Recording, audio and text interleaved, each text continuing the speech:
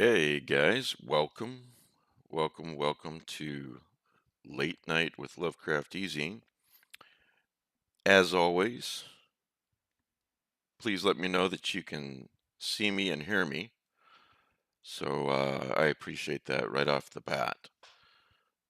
Um, Still getting used to the live, but I'm doing a lot better than I used to. Thank you, Dave. Thanks. All right, so welcome. We do this every Thursday night at 11 o'clock Eastern, 10 Central, 8 Pacific, and God knows what time in the UK or over on the continent, but I'm guessing 4 or 5 a.m. So welcome everybody. Let's see we've got Dave, are one of us, Darren, Brian, Igor. Glad you don't have to work tomorrow, Igor. And there's Alan Hughes, my new panelist, and Edward. Uh, I'm going to say this wrong, but I'll just try it. Shale Conyers. I don't know what that means. But 4:01 a.m. in London. Dave, are you in London? I didn't know that. Wow. Yeah, I think wait a minute, I did know that. Uh, well, anyway, yeah, thanks for joining me this late. I'm thinking of somebody else, Dave. No, but you have an iPhone. Yeah, yeah, I could look it up, but I figured I was around it was around that time. And I think it's an hour ahead in Germany, in Berlin, but I'm not sure. Anyway, all right, now that we've educated on times, good night. I hope you had a great time. All right, so hey, who's got the first of all, thanks for tuning in for late night. Um, like I always say, there's just something about a DJ or someone or a talk show talking at you in the late night hours or the wee hours. There's just something magical about it. I don't know. So, hey, Suzanne, Haruka. And anyway, coming at you from the BookHouse, did you guys see the new sign over the door that I put on Facebook and Twitter? I think I put it on Twitter.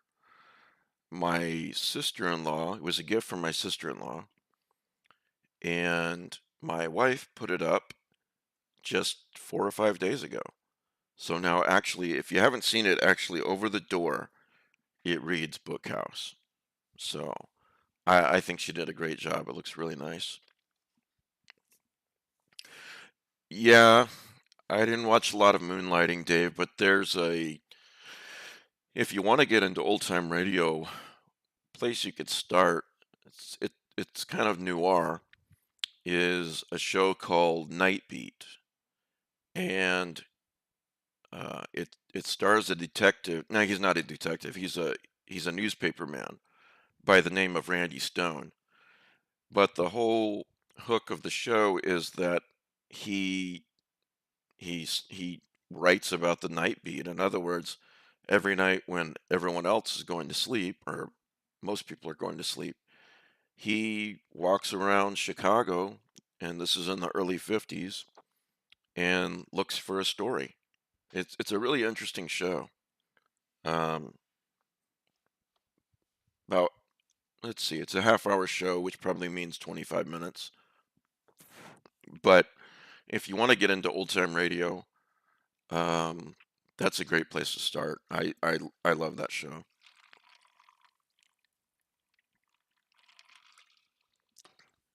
There's the caffeine. All right, so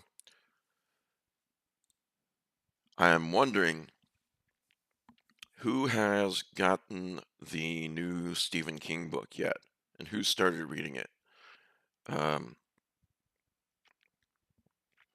it's called You Like It Darker, And I just realized last night that it came out the day before, which is 2 days ago, and I had an Audible credit left, so I got it on Audible.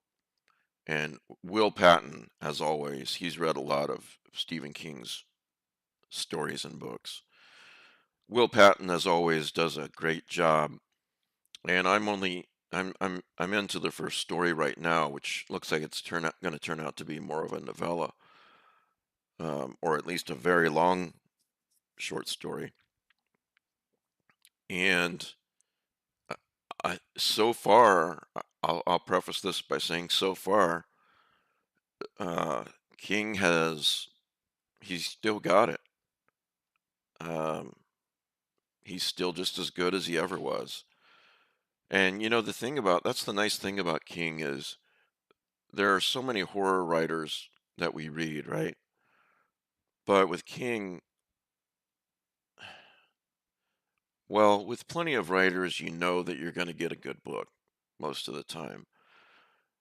I don't know what it is about King, except maybe the fact that he's been around for so long that it's part new read, part nostalgia, maybe. I mean, I'm not young, and he was writing and publishing when I was a little kid, you know? So, um, okay, Wintermark, so you've read Two Talented Bastards, right? I can't wait to find out what happened in the woods. Um, I'd say I'm about 45 minutes into that story. And I'm probably going to switch to Kindle and read some more tonight because I want to know what happens and I read faster than I listen. So, as I think most of us do. Jazz, hey, we were just talking about the new Stephen King book. I'm in the middle of the first story and I'm very much enjoying it so far. Now, he might, the rest of this book might turn out to be terrible, but you know what? I seriously doubt it. I'm really enjoying the first story, and I'm sure I'll enjoy the others. So, yep, I had that Audible credit, and I used it. I'm glad I had one left. So, anyway, listen, you guys, why don't you do me a favor, and if you are going to read it, or if you are in the middle of reading it, shoot me a note. I never mind getting your emails, okay? Or even better, because it helps the algorithm. When you're done with the book, comment below. Or hey, even when you're in the middle of the book, comment below on this particular video and tell me what you thought. No spoilers, of course, but tell me what you thought. The I'll say again that two of the things that really help the YouTube algorithm is clicking the like button, which everybody knows, but also surprisingly commenting. That helps a lot too. And of course, it always helps to share the video and say, hey, listen to this guy. I enjoy it. Maybe you will too. So, unless you're a masochist and you're listening to me because it causes you pain. So, yeah, and I appreciate that you do that, Chaz. So, no, King is never terrible. Um, all right, so the new Stephen King book is titled You Like It Darker. I'm already highlighting, which is always a good sign. So there you go. Let's see, I talked about the BookHouse sign already. Now, if you guys want a really cool short story, horror short story recommendation, what did I do with it? Let me turn on the light for a second here. It's right here. There it is. All right. A Season of Loathsome Miracles by Max D. Stanton. And this came out a couple of years ago, and I have to say that this is one of the more imaginative horror collections that I have ever read. Um, the ideas that Max comes up with are just mind-boggling, and the execution of those ideas are very well done. Um, a vengeful witch twists time and space on her march to the pyre, and hundreds of years later, a woman loses everything to the addictive lure of omniscience. A World War I flying ace is conscripted, be nice if I could talk, into war on a cosmic scale, and a musician of the distant future travels beyond known space to play the ultimate concert. A vice cop scours the streets of Manson-era Los Angeles in search of a sentient snuff film, while in our time, a yoga student learns a new practice that transforms her body and soul. Max D. Stanton's debut collection assembles 13 short stories of gruesome horror, bleak ascensions, and gallows humor. I'm sorry. It was A Season of Loathsome Miracles by Max D. Stanton. So I can't recommend this highly enough. Seriously. Um, if you like weird fiction, cosmic horror, there's some cosmic horror, there's weird fiction in it. You really can't pin this guy down, but each and every one of these stories, they're amazing.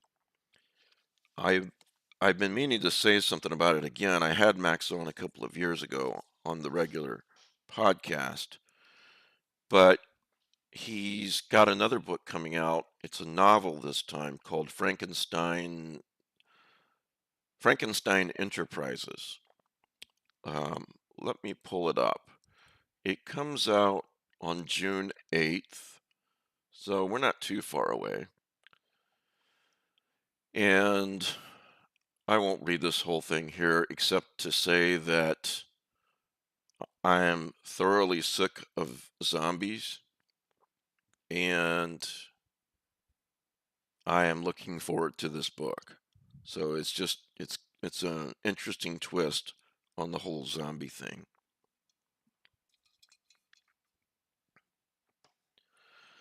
Um, Anyone else having connectivity issues, or is it just Chaz? Hopefully, it's not me. Let me know, guys. Oh, it's you. Okay. Well, it's so humid in Florida, you can't get that Wi-Fi to work, right, buddy? Anyway, Max sent me an electronic advanced review copy, and he gave me permission to share it with my top tier patrons, which is 25 and up. So, not trying to push anyone into anything. I just wanted to let you know, and uh, that's a fairly regular occurrence. I give advanced review copies to those tiers. Now, having said that, I'm going to give it to the $10 and up tiers this time. And I do have several other advanced review copies of other books that I'll give to the 25 and up, which is the regular one of the regular rewards for those tiers. But this time I'm going to give it to the $10 and up, just so to give you guys a taste of what those guys are getting. If you can afford it, hey, yeah, I could use more financial support. If you can't afford it, please don't worry about it. I just appreciate the support that you are giving me. I really do. So, $5 to one person is, the same thing as $500 to another person, so um, I appreciate everybody on there no matter what level they're on. So anyway, look for that tomorrow. I'll be sending that over on the Patreon for the $10 and up. So yeah, Igor, I have especially been burnt out with zombies just forever. But this looks really interesting, and I can't wait to read it. So anyway, now Alan Baker, who speaking of top tier patrons, who's a top tier patron, um, wanted me to let you guys know, and I told him, of course I would. Um, he's been paying $50 a month for forever. Um, Mike, hope you're doing okay, at least after recent events. I have a small favor to ask. I recently self-published a book on Amazon, and I was wondering if you could give it a quick mention, whether on the podcast or the eZine webpage.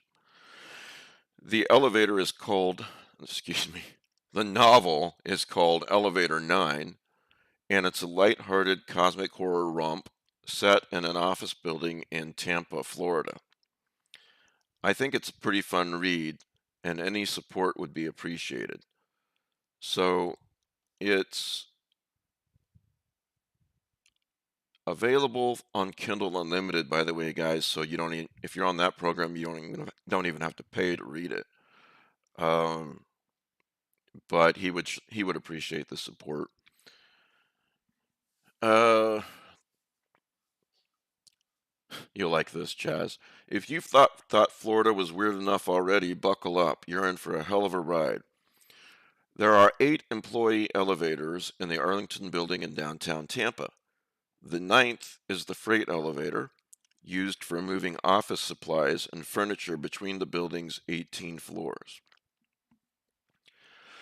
There is something seriously wrong with elevator 9. For Jill Blake, the strangeness begins on the first day of her new job at Arlington Inc. when she uses the elevator to get to a meeting for which she's late, and it briefly takes her to a strange, completely deserted version of the Arlington building. When Jill tells her new friend Annie Wolf about the experience, Annie is fascinated. Clearly, there's something extremely weird going on in the Arlington building, clearly, and the gruff and intimidating head of security seems to know more than he's letting on. Strange events begin to multiply. A bizarre alien landscape appears on a colleague's computer monitor. Security guard Tony O'Brien hears a disembodied voice calling for help inside the elevator shaft. When he opens the doors, he sees a shaft that appears to go on forever in both directions, and a strange figure in a spacesuit emerges from the elevator, a figure which can only be seen by the security cameras. So there's more, but that's the gist of it. Um, that is available to read now. It's available in Kindle and print. If you don't have Kindle Unlimited, it's only $4.99, and it's only $8.99 in paperback. So yeah, support this guy. If you're looking for a new read, support Alan, because he sure has supported me in a major way for a really long time, and I appreciate it. So so there's that. If you go to Amazon and just type in elevator 9 Alan Baker, you'll get right to it. So excuse me for a second.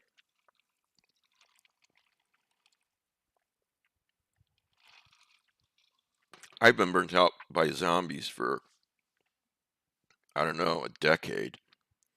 Darren,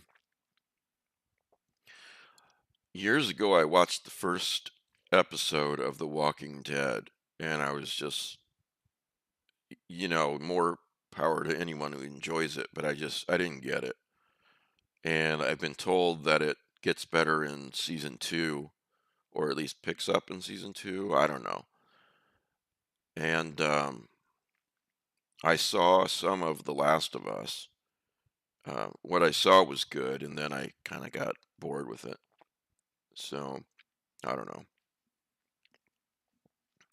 Um, so anyway, there's that. Let me get back to my notes here. All right, now speaking of publishing on Amazon, okay? Here I told Hayden Gilbert that I would answer this question tonight. He sent me an email. He said, "Hey Mike, I'm sure you get emails all like this all the time, so I don't want to be a bother. However, I really love your podcast and watch every week. I find it really inspiring and thought you could give me some good advice. I'm thinking of putting together a short story collection soon. Probably just an act of hubris. Well, Hayden, I mean, it, I don't know. There are some that say any act of creativity is an act of hubris, but I don't think so. You're you're creating something purely from yourself, trying to show the world who you are, and I don't think that's hubris. But I think I've amassed a good amount of stories that I'm proud of. However, I had a few questions for you as you're experienced in this field. Well, somewhat. One, what are your thoughts on publishing a short story collection before a novel? Two, what's your stance on self-publishing, trying to sell a collection? I don't even know where you'd go to do such a thing. In the past, I felt that I needed validation on my stories before they enter the world, but I wanted your advice. Thank you so much for everything you do, Hayden. All right, so I'll tell you, I'll answer the second question first. And excuse my throat today. I don't know what's going on. Hope I'm not getting the cold. Anyway, Hayden says I don't even know where he would go to self-publish. Well, the easiest thing to do is to go to is to publish on Amazon KDP, um, and you can look that up. Um, it's probably the best way to go, especially if you don't have a lot of capital. And besides, it's also the best way to go if you want to publish on Kindle too. And um, I don't know why in this day and age why you wouldn't want to publish on Kindle. I think you should. The you put it together, and to help you put it together, you need a couple of things. First of all, let's just assume that the stories are good. You still need to send them, have someone line edit them. In other words, someone to look them over besides you and besides people who love you and look at it for spelling errors, punctuation errors, sentences that don't make sense, um, things like that. So you need that. Um, that said, let's say the stories are where they need to be. They're polished, they've been edited, then need a couple of other things. Um, to appeal to a reader, you need a good, let's just call it an inside and outside.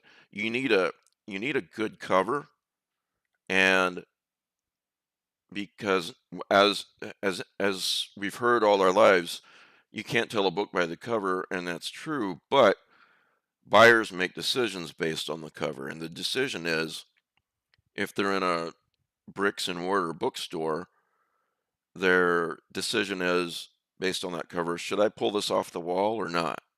And the title of the book, same thing. Um, Emma J. Gibbons' collection, Dark Blood Comes from the Feet. There's no way I wouldn't pull that off of a shelf because I'd be like, man, that's a really unique title. I got to check this out. And then you look at the cover, and maybe that further encourages you to open the book and see if it appeals to you. If you have a really cheesy cover, people are going to assume the same thing of your stories. So there's that. You also have to write a very good book synopsis. Um, think of the book synopsis that I just read you for um, A Season of Loathsome Miracles. That makes you want to find out more about the book. So, you know, good cover, good title, you pull this book off the shelf, or if you're looking on Amazon or somewhere else, yeah, they did, Igor. Then you pull it off the shelf or you pull it off the virtual shelf and you look at it. The thing then is that they'll probably look at the first story or thumb through the book, and they've got to see things that will appeal to them. If it's a short story collection or an anthology, that first story has got to be dynamite. Especially, a lot of people, they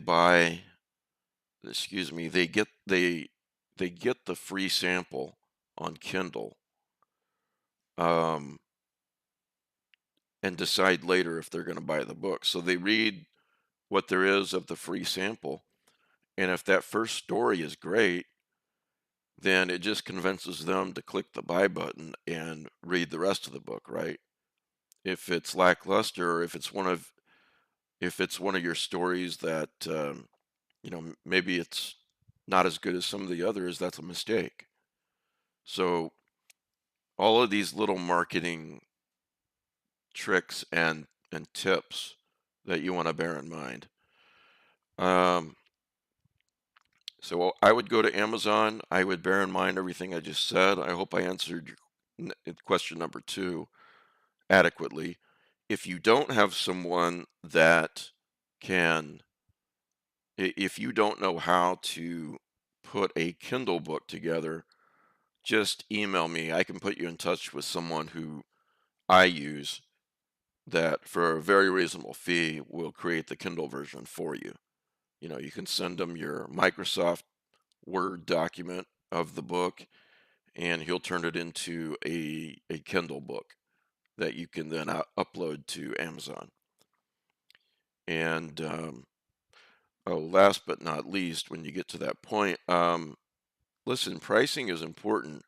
At the beginning, this is your first book. You're not going to become a millionaire on your first book, or maybe ever. Most writers don't make a lot of money, but that shouldn't be your end goal in the first place. But number two, especially not on the first book, the what you're trying to do as a writer is play the long game. Okay, so it make that buying decision easy for the reader out there. In other words, don't give away books for free, because then people subconsciously think they must not be worth anything. But you know, don't sell your Kindle book, your first Kindle book, for $9.99. You know, just sell it for $3.99 or $4.95 at most. You know, at most, it's better to sell a lot of Kindle books, or a lot of books, period, at a lower price than it is to sell less books at a higher price, even if it turns out to be the same amount of money, you know, because the more books you sell, that's more word of mouth, more potential reviews and ratings and so forth. So, You know, I've studied marketing for, wow, almost 30 years now, and I'm always learning more. But those are some things to bear in mind because when you write a book, you're in sales just like most of us are, right? Doesn't mean you have to be a used car salesman, but you are in sales. You're trying to sell this book, and there's sleazy ways and non-sleazy ways to do it, you know? So, question number one, what are my thoughts on publishing a short story collection before a novel? That's fine. That's what a lot of writers do. Um, I will say that novels seem to be more popular. Or, I mean, they are more popular. They don't just seem, they are more popular. And the reason why a lot of writers switch over to novels or write a lot of novels is because there's more money in it. Or maybe they just enjoy writing novels. But there is more money in it, potentially. Um, that said, if you're a short story writer and you just publish short story collections your entire life, that's great. I mean, look how many short stories Ray Bradbury wrote as opposed to in you know in percentage wise with his novels. He wrote quite a few novels, but he wrote a hell of a lot more short stories. So, um, one thing you could do is you could sell these short stories one at a time. You could send them to different markets, and then, after a year or so, when you get the rights back, then you could put them in your own collection. So that's another thing to think about. But there's nothing wrong with selling a short story collection before a novel. Nothing wrong with that at all. So anyway, Hayden, I don't know if you're listening now or if you're going to watch this later, but I hope that answers your questions. And I thought the other people watching this might benefit from it too. So there's that. Um, all right. Where are my notes? Okay. Okay. Uh, all right, raise your hands digitally. How many people like the TV series Supernatural? And out of those people, how many people have watched all 15 seasons?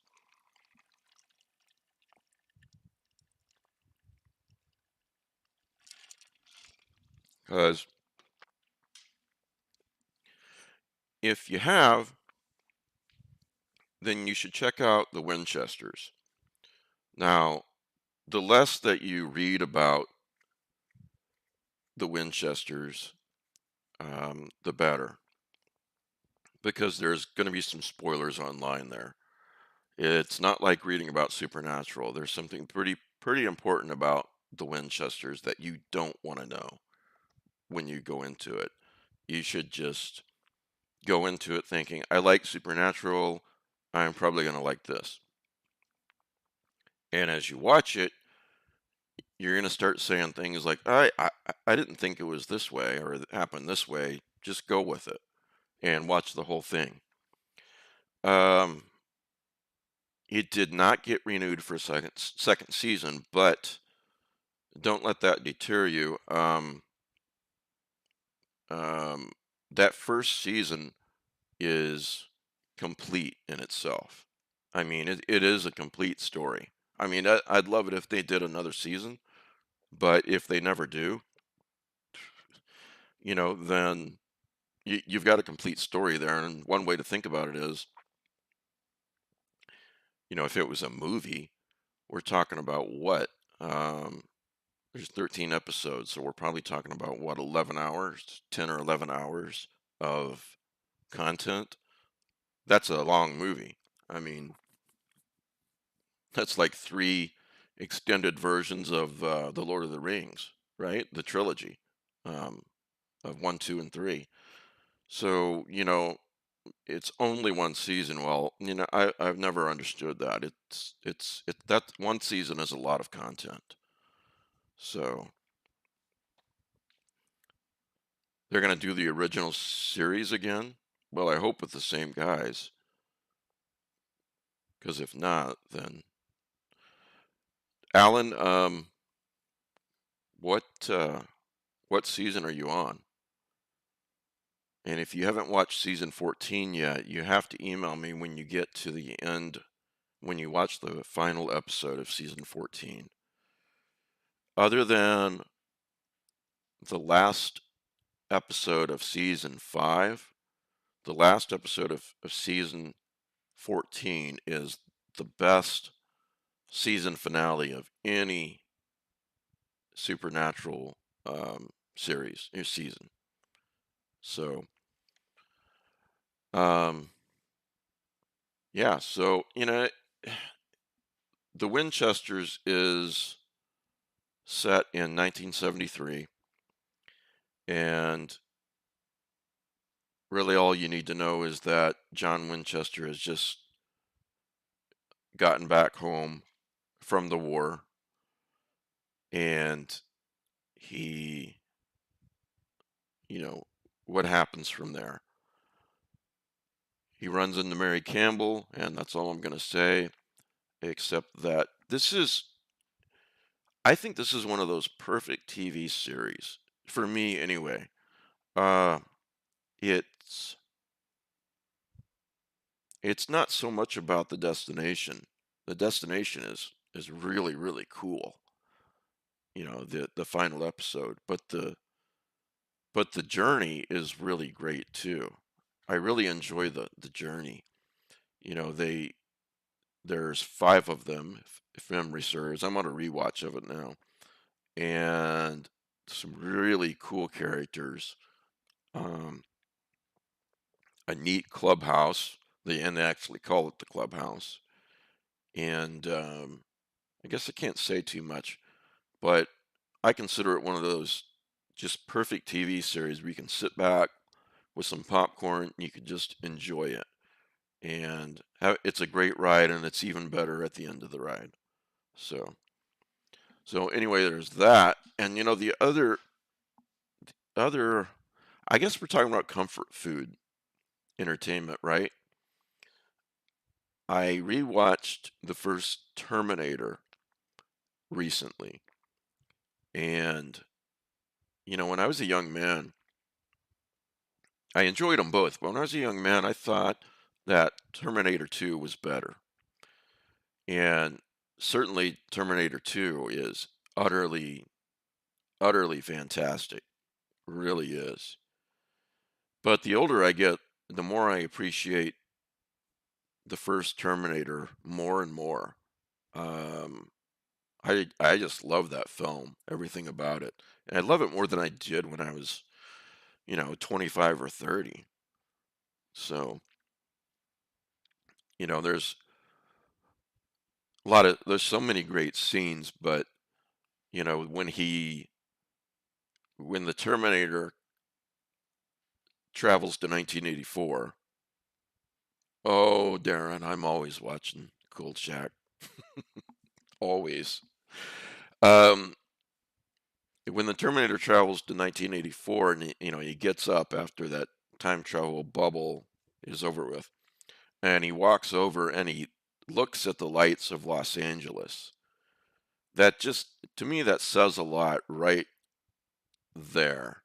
He's looking at it and he's like, this is what I'm here to stop. All these people. Um, Alan says, I love the low budget shooting without a permit look of LA at night in Terminator. Yeah, that's very true. And hey, the film has Lance Henriksen, man. Those Henriksen and his boss, I love the back and forth between those two.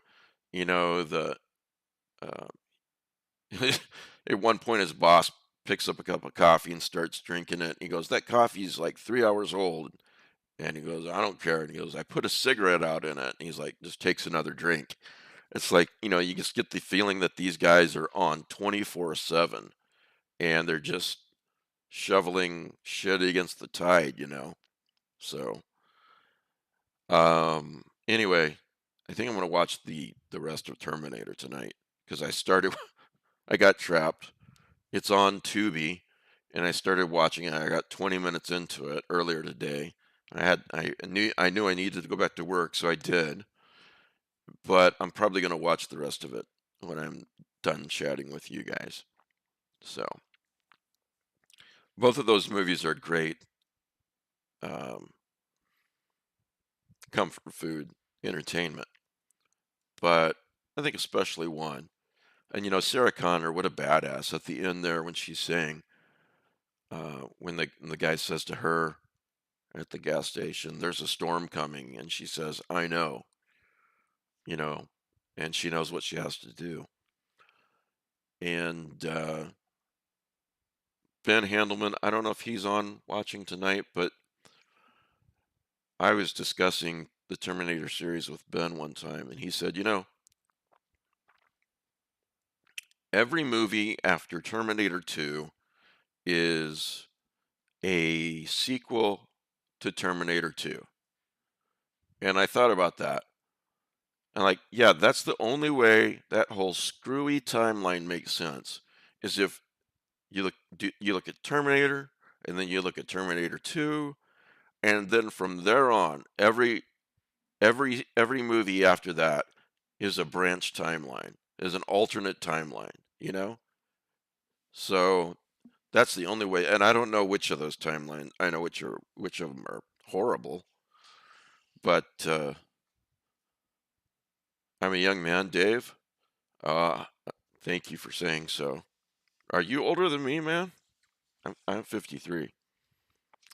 Just turned 53 last week. But yeah, I think that my favorite was of the sequels was the one with the female Terminator. Um, yeah, that's a pretty good one. And don't shoot me, but I thought the latest one was pretty good too. Sarah Connor's in that again too, and then there's this old Terminator. You guys have probably seen it. I can't remember the name of that one, but that one's good. So the rest of them, I don't know. I can take them or leave them. Um, but speaking of comfort food, I'm curious. I'm curious what you guys what what your comfort food is as far as TV, movies, and yeah, books too. Um, I don't know if you can. No, you can't see it, but I've got a shelf to my right on the desk. Not this shelf here, although there's a lot of them in there. But I've got a lot of comfort food books in here that I look at again and again, like um,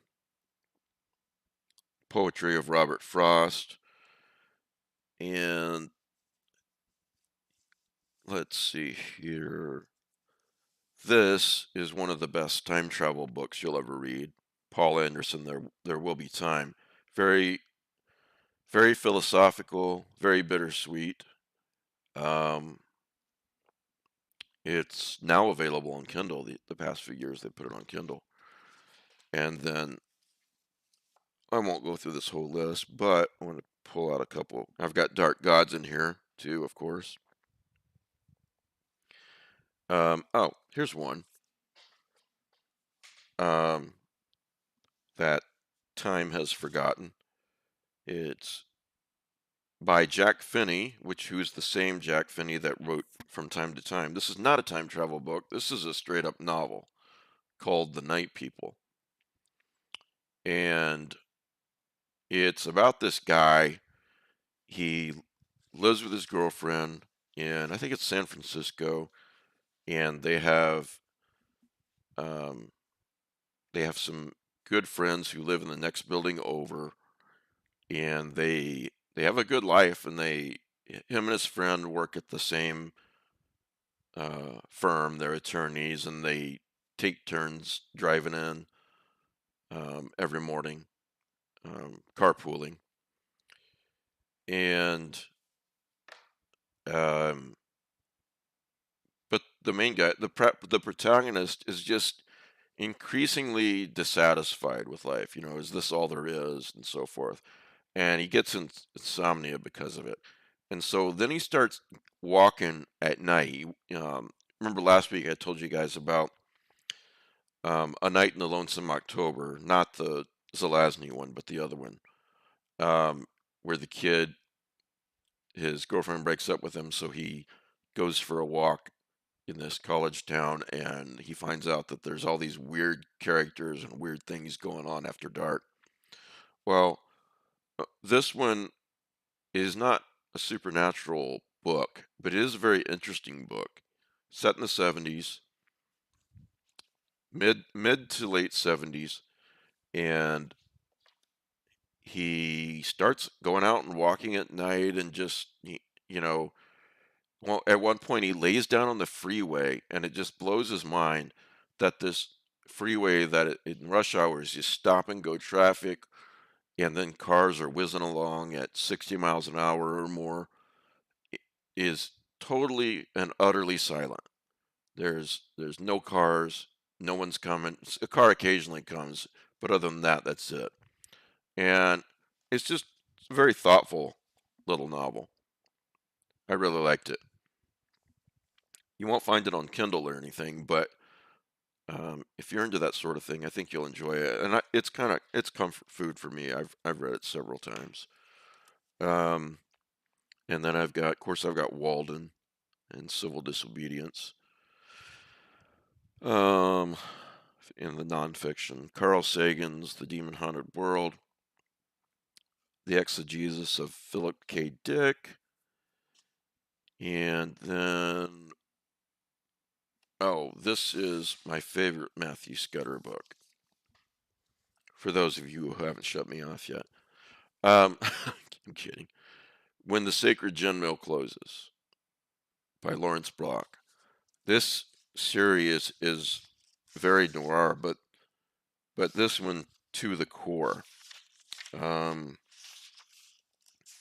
it's about this detective and the mysteries in this book, but it's more about this guy, his regular life, going through um, uh, he drinks a hell of a lot. He's kind of this broken man because of something that happened. Yeah, and I know that's done a lot, but it's done very well here. And um, he kind of goes from bar to bar, and he's got these saloon friends. Um, yeah, I think that was me. BookHouse tour spoke about the comfort of being around your books. Yeah, absolutely. I mean, I love having Kindle books too because I can highlight and all that, and I can get a book right away if I'm really wanting to read it. But I have to have physical books around me too. So there's um there's pros and cons to both. When the Sacred Gin Mill closes, it's available on Kindle and it's available on Audible. And I gotta say, the guy who narrates this on Audible is the perfect voice for Matthew Scudder. So, um, my friend Pete Rollick sent me this edition. So, because he knows I like the book so much. Now, you can dive into that book if you want to get a flavor for the Matthew Scudder series. You don't have to read them in order. I mean, if you're going to read them in order, do that, but you don't have to do that with this particular book here. Um, so, so yeah, and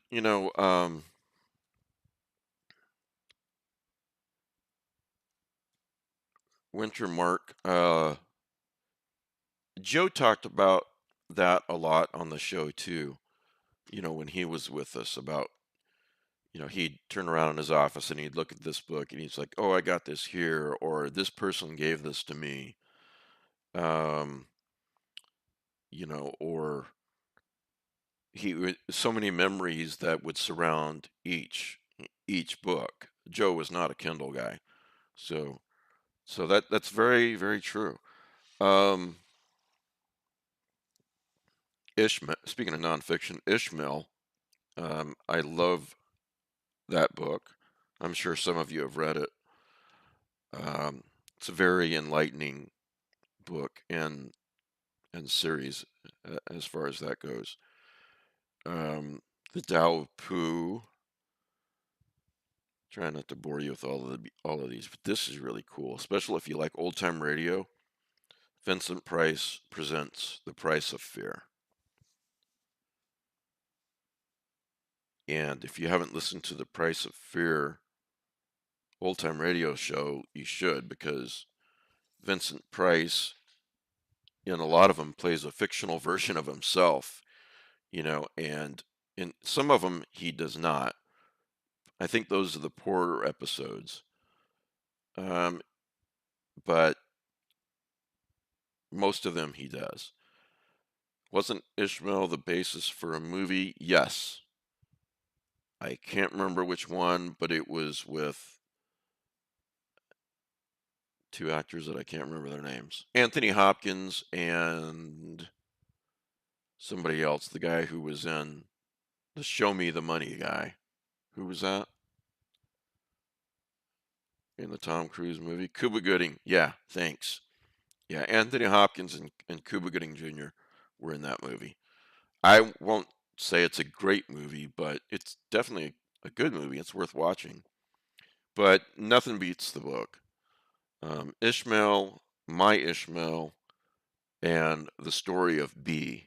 Those are the three books you should read if you get into those. So those are just some of my comfort books. Um, Last but not least, and you could call this a children's book if you want, but I don't. I've read it multiple times as an adult. This is one of the sequels to A Wrinkle in Time by Madeleine L'Engle, and the way this book starts off, there's some passages and some scenes in here that have always just given me the chills. I could reread them tonight and they'll give me the chills. So it's one of those books that, for while you're reading this book, you really do believe that anything can happen. It's a good feeling. Um, it really is. What's my favorite old time radio show? All right. Well, I mentioned Night Beat, Price of Fear. Um, I would also say X minus one is another favorite, and the Hall of Fantasy is one of my very, very favorite ones. It's very well done, and they they still don't know who did it. I mean, not that it's a conspiracy; it's just been sort of lost to history. And um, if you look up the Hall of Fantasy, you can listen to all of these on archive.org or on YouTube. But the ones that start off with, the Hall of Fantasy and I will, Dave, and the Hall of Fantasy, and then there's these drum beats and everything. Those are the best shows. There's like three or four you'll find that were probably right at the beginning before they figured out what they were doing, um, and they sound terrible too. Um, but if I had the list of those in front of me, I could give you some of my favorites. But I enjoy almost all of those. And yes, Suspense is another good one, David. Um, I was talking the other day, I think it was Sunday, on the Sunday show, about somebody brought up the origins of found footage. Um, Ghost Hunt, the story Ghost Hunt on the old time radio show Suspense, is the first instance of found footage, in the modern era, that's not in a book, that I have found. and I'll be glad to be proven wrong, but it's definitely a found footage episode. Now, the house in Cypress Canyon, yeah, it doesn't get any better than that. That is one creepy episode. If you only listen to one episode of Suspense, listen to The House in Cypress Canyon. Um, as always, you can Google it. It's on YouTube, and turn off the lights and listen to it, and then report back and tell me what you thought. So, so yeah, you guys have some comfort food books and TV shows. Oh, here's another one. I'll tell you what, Doctor Who. I was thinking about, I don't know, I was having a real bad day maybe 8, 9 years ago. I still remember this. And I just thought, I'm going to sit down, I'm going to take a break. I grabbed a beer and I started watching Doctor Who, the season 6, the beginning episode. Um, and the astronaut one, can't remember, but it's a two-parter, and it's just the more I watched it, the more relaxed I got, and I'll always remember that day from that episode, just kind of calming me down and making me feel better. But that's what comfort food fiction does, right? So, yeah, Sherlock Holmes, the Jeremy Brett show. Jeremy Brett is the definitive Sherlock Holmes. Um, the definitive Sherlock Holmes. I don't think anyone will ever do better than him. Certainly differently, Robert Downey Jr., and then a modern day version of Sherlock Holmes with the Sherlock show. Um, yeah, that's another one, Lord of the Rings. In fact, I'm rereading it right now, Darren. And by the way, I'm re-listening to it right now at the same time. Andy Serkis, they just released maybe 6 months to a year ago at most, um, the three books read by Andy Serkis, who played Gollum, as I'm sure you guys know in the movies. Man, this guy's got an incredible voice and an incredible. Um, he's an incredible actor, an incredible voice actor, and he does a really great job reading the book and narrating the characters.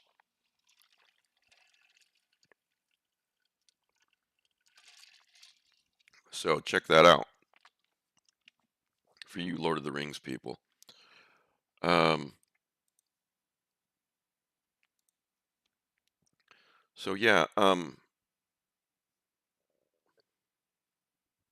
Stephen Fry audios, I'll have to check those out, but I have no doubt that you're right. I think Stephen Fry has done some um,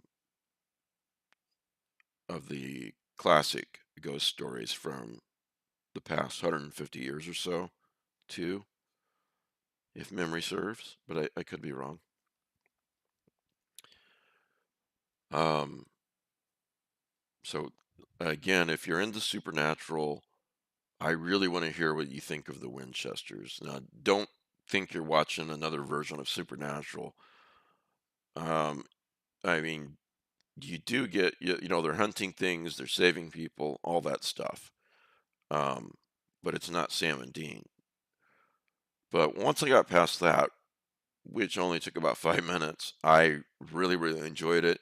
It doesn't hurt that um, the guy who played Dean, Jensen Ackles, narrates the series. He does a sort of an intro and an outro to the series, which is really to each episode, excuse me, which is really kind of neat. So, yeah, he produced it. His wife produced it. It's he was disappointed when it did not get renewed. But like I said, that is a complete story in itself. So, but you do not want to watch Supernatural, or excuse me, you do not want to watch the Winchesters until you're entirely finished with Supernatural, because what happens at the end of Supernatural is really important to um, some of the series of the Winchester series. So, um, Dave says, I can't wait to build a library room or a bookhouse. It's nice. I never thought I'd have something like this, man. I guess I keep saying that, but I feel very lucky, and it's just about 10 feet from the house. It's a it's a 15-second commute when I go to work. So, and I have to say, all of you who are Patreons, if I didn't have a Patreon, there's no way we could have afforded the payments on this house. Um, my wife's a teacher, and they don't pay teachers enough. And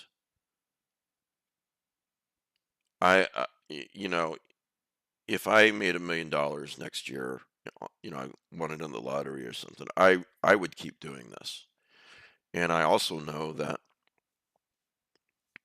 if we won $1 million, Danielle would keep being a teacher because we both really, really love what we do.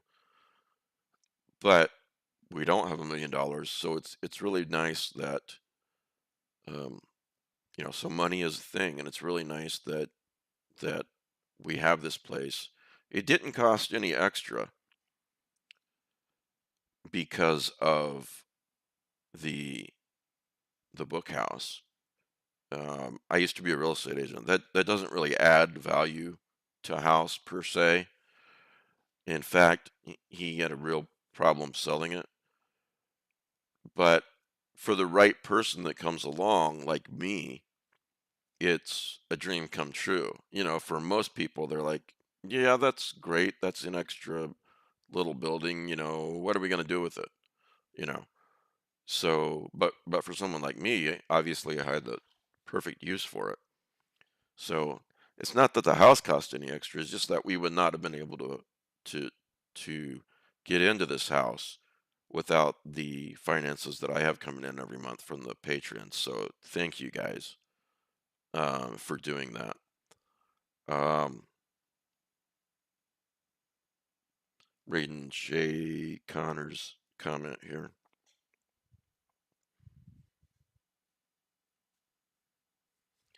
Maybe your favorite Frankenstein monster? Oh, okay. Oh, I see what you're talking about. Okay. The Mummy, the Tom Cruise movie. That's an interesting movie. That movie did not do well, but I kind of enjoyed watching it, you know. So, Night Chaz, I'm about done too, buddy. Um, yeah, a pool does not add value to a house either, except in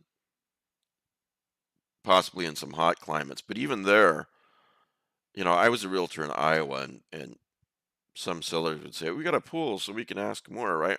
Well, actually, you know, you might have to ask a little less. I mean, who wants the upkeep of a pool? Not a lot of people. It takes time or money.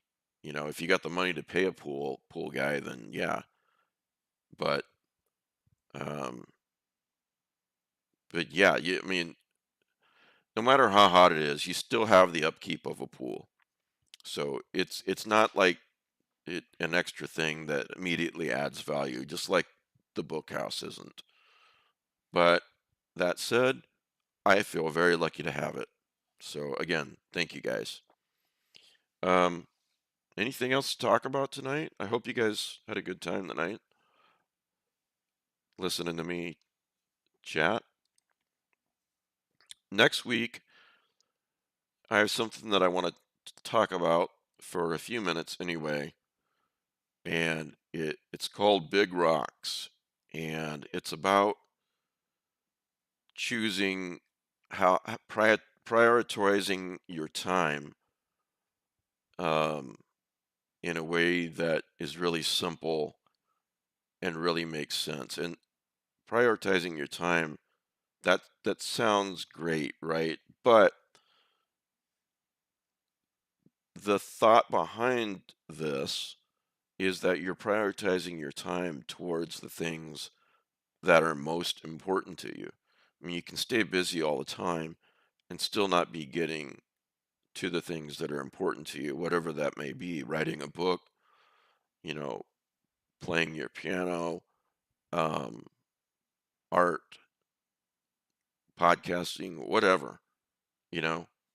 Um, so it's organized, it's structured around that. Um, Thanks, Haruka. Do I have a favorite season of Supernatural? Let me think. Let me think. I think it's more like what kind of mood am I in if I'm going to rewatch a season of Supernatural? Am I in the mood to, be there early days, when um maybe they don't know as much as they do later, and like season 1 they're looking for their dad, and then season 2 and 3 and Bobby becomes more and more important, and which I love Bobby. He's one of my favorite characters.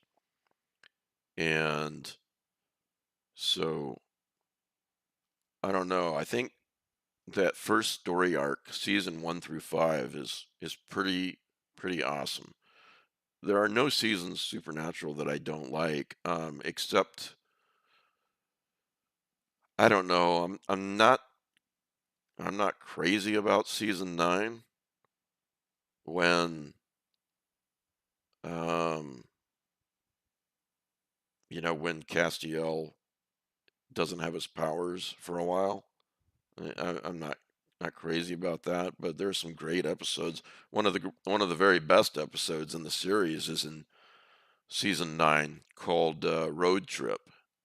It's tragic and it's hilarious. Um, just a really good episode. So, yeah, it really, really depends on my mood. Winter Mark says, I came out of tonight with 6 things written down to look up and check out. Okay, so I guess I did all right. So, anyway, yeah, they were supposed to end it at season 5, but, but, um, but yeah, glad they didn't. But that's definitely could have been ended right at that point. Yeah. Um, but how pissed would you be if they showed that last scene with Sam looking at the house, and this street light goes out above him, and he's kind of smiling, watching Dean eat dinner with his new family, and you're like, what the hell's going on? How come he's not in hell? And then to never know what happened. But anyway, guys, this has been great. I really appreciate that you guys enjoy this so much on Thursday nights. And next week we'll talk about those big rocks and more. And then we'll see you on Sunday. Yeah. So goodbye and hello, as always. Thank you.